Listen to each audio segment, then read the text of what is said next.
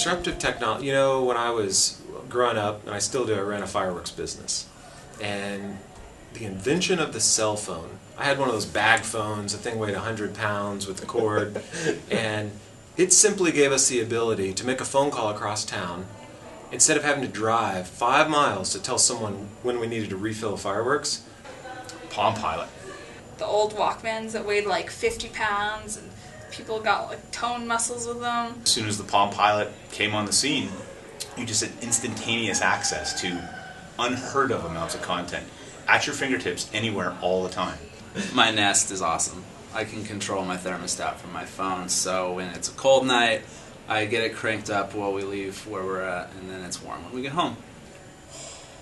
Atari 1040. Atari. It was Pong. Atari. It was like having an arcade in my house. And we sat there with that stupid thing going back and forth for hours. Happy hour finders.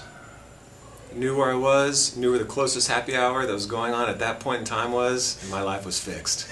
Floppy disks and Oregon Trail. Nintendo comes to mind, and the Power Pad. Speak and Spell. The first time that I actually used Amazon and